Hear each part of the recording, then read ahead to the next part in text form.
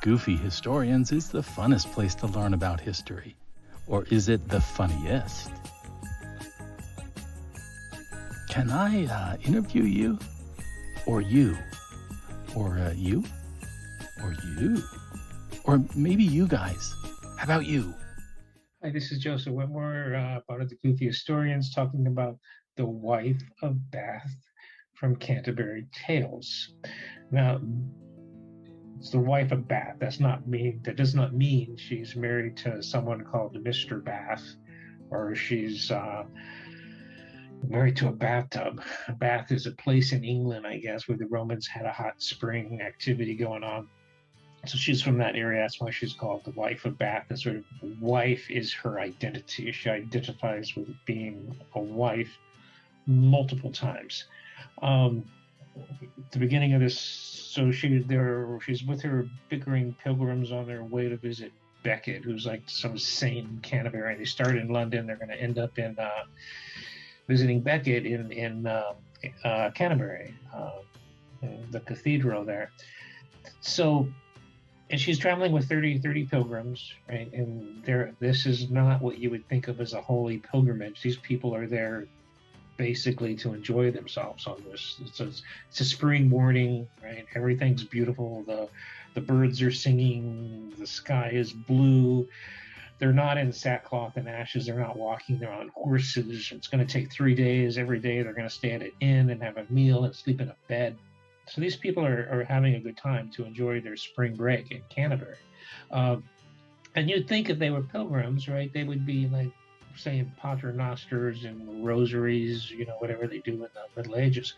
But no, they're not going to do that. They're going to tell stories, amusing stories to amuse themselves as they go on this pilgrimage instead of praying or, saying the rosary. And there's 30 of them, and they're going to tell tales. And it starts out with a knight tale who's like tries to be all serious and tell a moral story because they're on a pilgrimage, right? You're supposed to be uplifting, but he's just boring, and everybody says he's boring. And the next one, the miller, and they tell is really rowdy, embarrassing stories where they start insulting each other, going back and forth. They really start bickering, and you don't know if they like each other or if it's just like, sort of. All getting one over on each other. It's all good fun. You get a sense maybe it's fun, but there's some little animosity under it. And the thing about the wife of Bath is that she joins right in and she holds her own with all these other pilgrimages, right?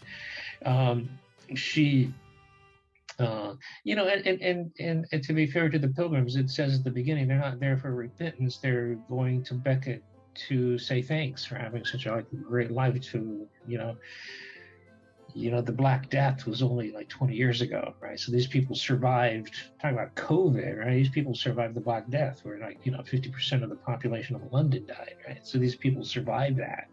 They went through that, plus they went through, uprisings and revolutions and famine. 100 years of war was going on, for God's sakes, right? The pilgrim, that friggin' knight was coming back from some war with the French, right? He wasn't killing Muslims, he was killing other Christians, right? So, there's a lot going on, but they survived that, and they're actually doing pretty well. And it's spring, and they want to go on a trip, so they're going to Canterbury to say hi to Beckett, not for repentance, but to say thank you. So they're telling these tales. So this is the wife of Bath tale, and this is the out of all of the characters in the tales, I think Jeff Chaucer likes the wife of Bath the best. I mean, he gives her the best backstory, right? I mean, anybody who gets the backstory, right, is important, right? You're not like one of those ensigns in Star Trek with the blue uniform who ends up never making it to the next episode. I mean, she's a substantial person. So each of these characters, before they tell their story, gives like a little bit of the backstory, but her backstory is like 3 times longer than her actual story, right? So I mean, it's important. People with backstories are important, right? And she's had 5 wives. I mean, her point is that she's going to Beckett, but she's saying she's perfectly happy with her life. She's enjoyed her life, right? This isn't anything she's like, not like she has anything to repent about. She doesn't feel sorry for anything. She's joyful. She's happy. She's a happy person. Uh, and she's not submissive. She's not humble. She's aggressive. She's bold, right? She's had five husbands, and she says she dominated all of them, right? She was the boss of each of those five marries, and she's looking for another husband while she's on. I mean, that's maybe one of the reasons why she's on this pilgrimage. She's looking for her 6 husbands, and some of them even pipe up. Like, I think the pardoner, or one of the other pilgrims go, "Whoa, dude, I'm not going to marry you," right? It's like, I don't want to get married. I was thinking about getting married, but you've talked me out of it. But she's. I mean, if there's anybody, I mean, you think. I think in the Middle Ages, I just think of misery, right? I think of Black Death. I think of oppressive, church. I think of lack of freedom. I think of 100-year wars. I think of misery, right? She lived through it, and she totally enjoyed herself, right? And she enjoyed her 5 husbands. And what was disturbing to me, I mean, when she talks about her 5 husbands, her first husband was old, and she married her first husband when she was 12, right? Like Sitting Pretty, it's like, this is like something out of the Latter-day Saints, right? And somewhere you're with the child bride or something. It's horrendous, but she said that was her good husband, right? And apparently her mom, taught her how to charm and manipulate men to get exactly what you want. And this is an old, lonely man with a lot of money, with a vivacious young wife. And she nested her, she set herself up, with this guy. And she made his little life happy, whatever life he had left. So I mean, girls just want to have fun, and she needed money, and she needed that leverage to get it. So you could think of she was like Janis Joplin is another one I'm thinking of. Who's the lady in Gone with the Wind? Tomorrow's Gonna Be Another Day. I mean, she's super intelligent, super energetic, and she's going to get what she's want, and she's going to enjoy getting it, right? So she's that type of person. So you gotta really like her. And remember, she's living in a time that's dominated by religion, that's dominated by white males, right? This is not a time of freedom and liberation, and she's a very limited woman. I mean, at this time, this was like 1380s, like maybe 20 years after the plague, and there was no alternative. I mean, the Catholic religion was the only religion. Judaism was illegal. Islam was illegal. Buddhism was illegal. The witches and the pre-Christian era was illegal. Everything was illegal except the Catholic Church, right? Just as a side, which kills me when people today talk about cancel culture, right? Like the liberals are canceling stuff. I mean, shit, the Catholic Church canceled everybody for 2,000 years, and now they complain about being canceled. But that's beside the point. It has nothing to do with the story. But the fact that she could live in this obsessive, oppressive society where they allow 12-year-olds to get married to old men, and it's impressive, right? And she rose to the occasion, and not only did she rise to the occasion, she enjoyed it. She enjoyed herself. She found a way to live within the system. I mean, she even said she was vivacious. Like, she loved going to church, right? I mean, not to pray, not going to pray. She wanted to be like the first one to church and the best dressed in church. And she hated it when any of the other women, like, tried to get in before her. She was like, had to do the procession into the church, get the best pew. It was a social activity. So she found a way to turn this Catholic, pervasive male dominant society to something where she could thrive in, and she did thrive. And I think that's admirable, right? I mean, what can you do?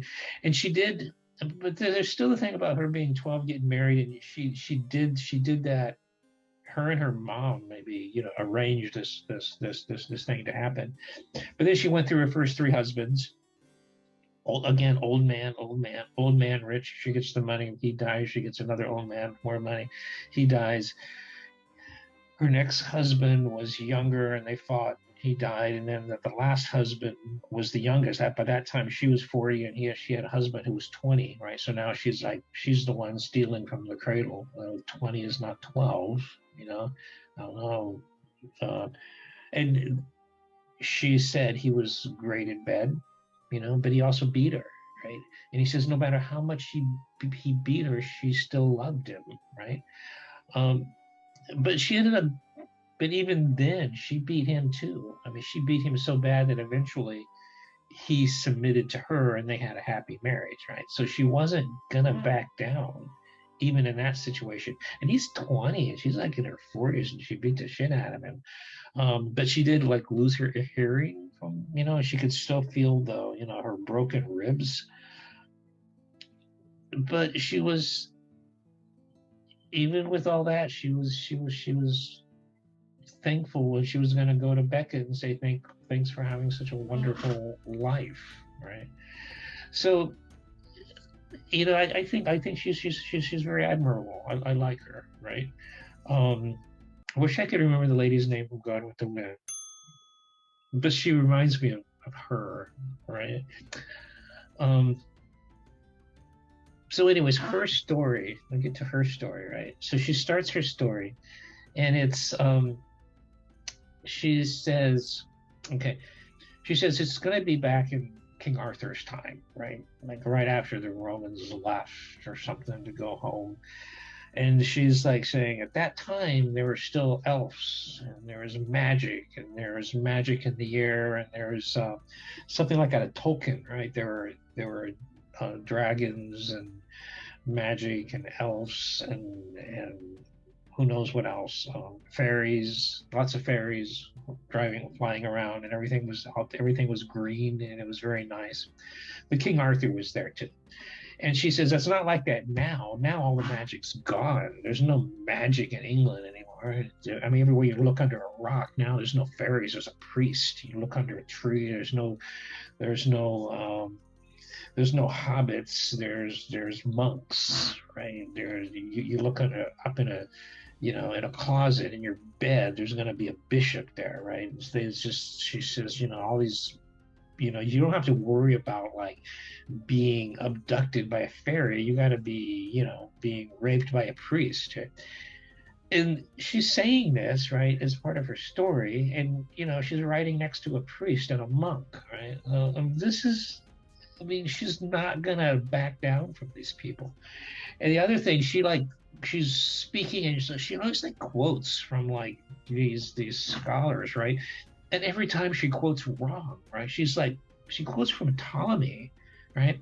And some moral philosophy that she makes up and says it's from Ptolemy, and Ptolemy's a mathematical physicist, right? And so he says nothing about moral philosophy, but she says it and says, oh, Ptolemy says that, right? And nobody says it, nobody calls her on it, right?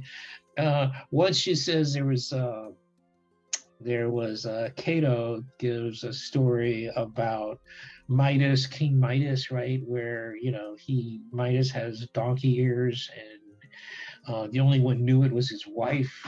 When he had to cover his donkey ears with long hair, and the King Midas told her, don't tell anybody, because if I have donkey ears, no one's going to want me to be their king. But she can't keep a secret, and so she runs off and whispers in the water that my husband has donkey ears, and she says that's an example of why never trust a woman, because a woman's never going to keep a secret. Women are naturally honest; they're just going to tell you, right? My husband has donkey ears, right? Deal with it. That was her approach, and she says, so I'm just going to tell you, right? the fact is, there was a story by Cato about King Midas, but it wasn't the wife who knew. It was the barber. It was a man who knew that the king had donkey ears, right? And it was the man who ran up to the hills and whispered into a hole that the king has donkey ears, and it turns out he actually whispered into the air of Echo, and that Echo ran over the place saying that, the king has donkey ears. So why would she get the story wrong, right? I mean, did she not read it? Or did she? And she also says, if you really want to know what's going on in Cato, go ahead and read him, right? I'm not going to tell you the whole story here. But it wasn't, in the story, it wasn't the woman, it was the man who was the tattletale, right? But in this case, she says, so she retells stories to suit her purpose, right? And that's, it's like, so she's authentic and she's open and she's free, but check your sources, dude. I mean, this is, it's like the QAnon shit, right? Just make shit up, right? And say it's true. It's not true. But the moral's true, maybe. Maybe there's some moral to the story. But anyways, that's, oh man, I'm going off. Okay. I'll bring it back in a little bit, right? But, so the wife of Bath, so I was thinking, what would happen in situations in history if it wasn't the woman who was there, it was the wife of Bath who was there. Like, consider Eve in the Garden of Eden, right? It's like, wonder if it wasn't Eve, wonder if it was the wife of Bath, right? Could you imagine the wife of Bath in Eden, with Goofus Adams standing next to her and the devil comes up and tries to get her to eat the apple, right? I mean, what's going to happen is she's going to get the devil off with a bag of peaches, right?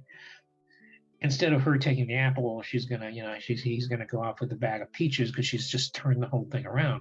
And he's going to go back to hell and talk to, at the conference with his other demons. And they're going to say, wow, how'd the fall of man go? And she's, wow, I don't know, but I got this bag of peaches. And they're going to go, no, you can't. You got to go, what's the peaches? Forget the peaches. Go back and try to get Eve to eat, the wife of Bath to eat the apple. And he goes, no, I'm not going to do that. I'm going to go talk to Adam. If I go talk to Eve, I'm just going to come back with more groceries. He's going to says, well, Adam's never going to eat an apple, right? Men don't eat apple when they're watching sports. He says, well, I'm going to make the apple look like a cheeseburger. And then he's going to eat it and man's going to fall. But then what happens if only half of our forefathers lose grace, right? Or fall? What if the fall is only like one of our, what if Eve stays holy and Adam falls and she leaves with him? Does that mean like the Pope is going to be a female because that's closest to God? Some of them had fallen. Would it be instead of Saint Peter or Saint Beatrice, who's going to be the founder of the church? I mean, it could happen, right? The other one I was thinking, what would happen if like the wife of Bath was the woman taking an adultery, right? And so remember the story, it's in John, only in John, none of the other gospels bother with it. They're probably embarrassed by it, but John takes it up. And he says, the woman is taking adultery, and there's all these like old church ladies around, wanting to throw stones, and film him and put him on, turn him into the authorities. And they say, Jesus, what should we do with this woman taking an adultery, right? Now, suppose that's not Mary Magdalene. Suppose that's the Lady of Bath, the wife of Bath. Yeah? Well, first of all, if I were Jesus, right, and they said that to me, I would say, like, where's the dude, right? You took this woman in adultery, right? I mean, no one does adultery by themselves, right? There's always two, right? Unless you're like just masturbating, and that's not taking an adultery.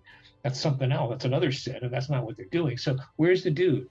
If I was Jesus, I'd say, get the dude here too, right? And and if he really didn't defend the woman, who's taken an adultery with, then yeah, I'll probably stone him too, right? Let her go. Let's just stone the dude, right? But that's not what happened, and I'm not Jesus. But suppose so. So they go, throw the first stone, and they go, I can't throw the first stone because I'm an asshole too. And so they all leave. And Jesus is looking at the wife of Bath, and she goes, go and sin no more. And the wife of Bath would go, you go and sin no more. I mean, why are you telling me to sin no more? I'm not, I was minding my own business, right? You guys are the ones who dragged me out here, not the other way around, right? Why are you telling me? Why don't you go to sin no more? And of course, Jesus would go, well, I can't sin no more because I don't even sin to start with, right? And of course she would go, yeah, right, dude. And so she starts picking up stones, and he's going like, where are you going, right? Where are you going? We just, solved this. He goes, no, I'm going to go stone those dudes, right? They think they can stone me. I'll show them how to get stoned. But wow, I'm not really way off the story. So go back to forget the wife of Bath. This is her story, right? So there's fairies, but then there's night, and the night comes on, and it's almost like a redoing of her being raped when she's 12, right? This night comes, and he rapes this virgin, this 12-year-old virgin, in like this glen or something. And they say they're alone, but it gets out, maybe because echo is echoing all over the place. And so it's like, this is ghastly, right? What kind of story is the wife of Bath starting, where it starts out with a rape, right? Of a virgin. It's like, oh my God, this is awful. But then everybody finds out, and King Arthur says, shut off with his head. He's that's knights don't do that.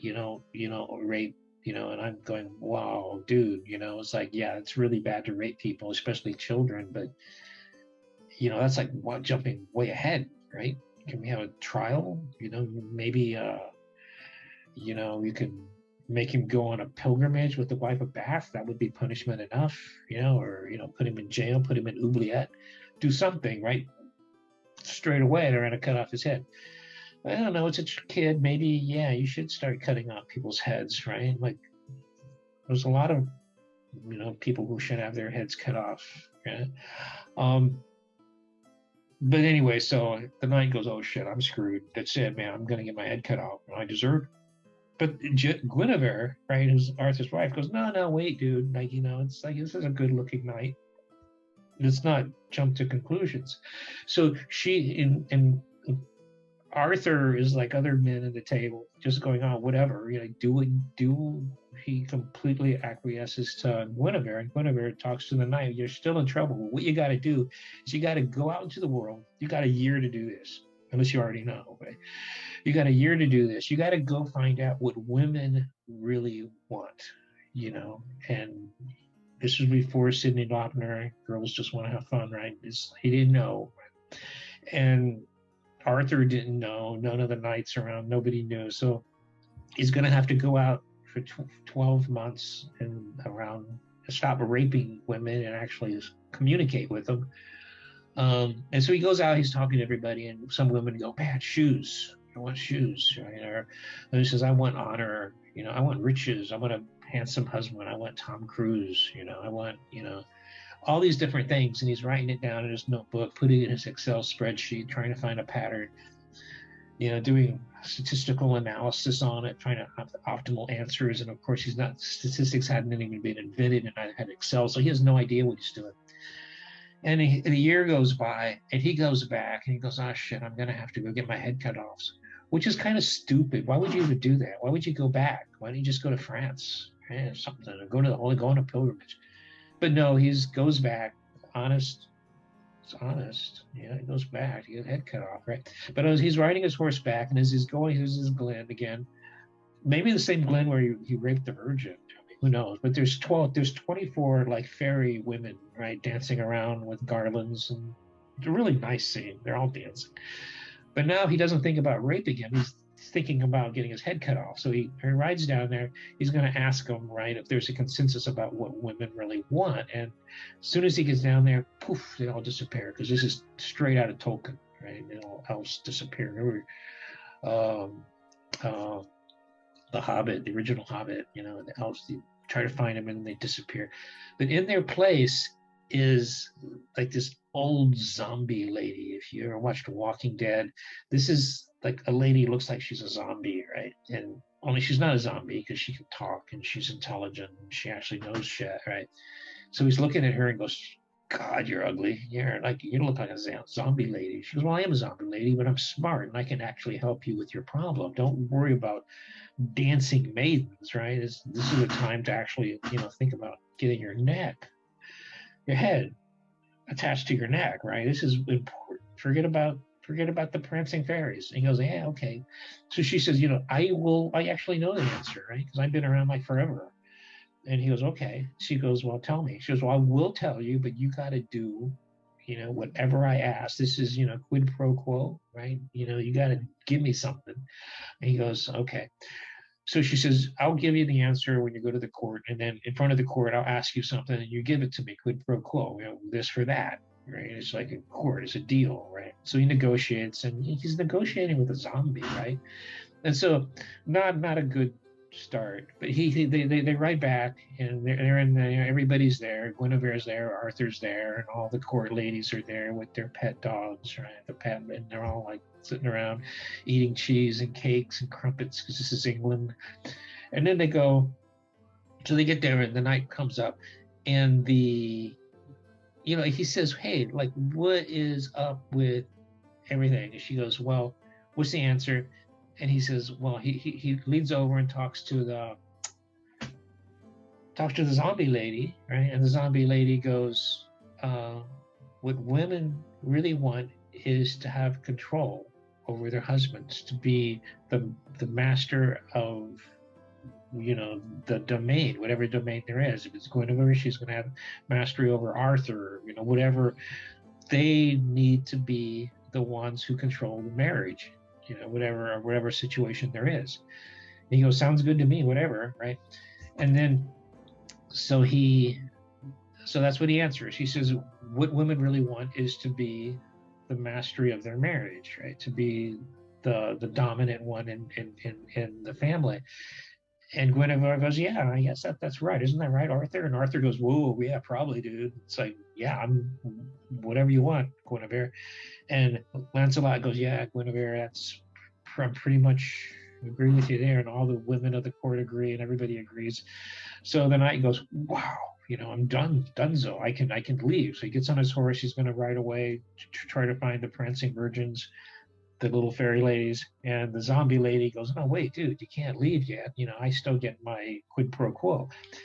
And he goes, okay, well, what is it? Do you want a castle? Do you want a horse? Do you need a Visa credit card with, $1,000 on it?